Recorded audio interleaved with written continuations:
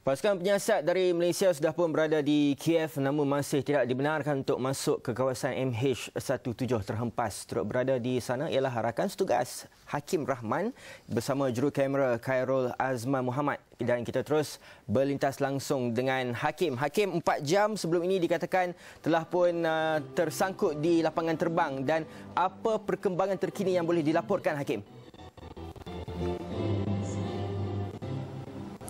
Baik, terima kasih Hans. Seperti yang saya maklumkan sebelum ini, pasukan siasatan khas Malaysia ke Ukraine telah pun terkandas ataupun tersangkut di lapangan terbang antarabangsa Kiev selama kira-kira lebih kurang 4 jam. Ini kerana pasukan keselamatan ataupun pihak keselamatan Ukraine mengambil langkah berjaga-jaga dengan mengetatkan lagi kawalan kemasukan di segala pintu masuk negara itu. Dan ini kata mereka atas alasan bagi memastikan tidak terdapat sebarang pengintip ataupun pihak-pihak yang ingin mengganggu gugat negara mereka. Dan lokasi pesawat MH17 yang dilaporkan terhempas itu di zon perang menyukarkan pasukan siasatan khas Malaysia untuk berada hampir dengan lokasi ataupun dengan kata lain memasuk ke lokasi itu. Dan ia antara lain disebabkan kawasan itu tidak dikawal sepenuhnya oleh kerajaan Ukraine tetapi oleh puak pemisah. Dan pasukan siasatan khas Malaysia bagaimanapun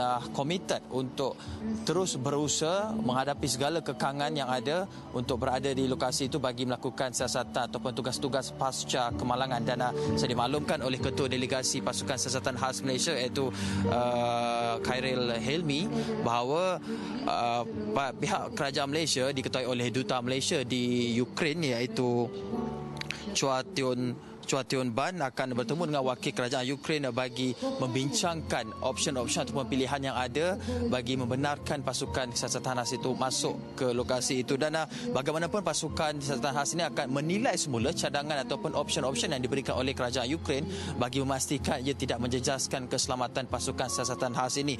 Dan seperti kita sebut maklum, sebelum ini pasukan siasatan antarabangsa telah pun tiba di lokasi nahas kejadian namun mereka telah pun dihalau oleh pihak pejuang pemisah dan itu menyukarkan tugas mereka untuk melakukan kerja-kerja pasca kemalangan. Dan mengambil iktibar daripada kejadian itulah pasukan siasatan khas Malaysia akan menilai segala kemungkinan ataupun pro and cons jika mereka berada di tempat itu. Dan pastinya kita harapkan perbincangan lanjut di antara pihak kerajaan Ukraine, Rusia dan juga dilaporkan perbincangan juga sedang dilaporkan berlaku dengan pejuang pemisah dapat dimuktamadkan segera dan akhirnya akan memberi peluang untuk pasukan siasatan khas Malaysia untuk berada di lokasi pesawat itu terhempas. Hans. Baik Hakim, terima kasih untuk laporan dari Kiev dan kita akan terus cuba dapatkan Hakim dari sana kerana saya difahamkan bahawa talian pun tidak begitu baik.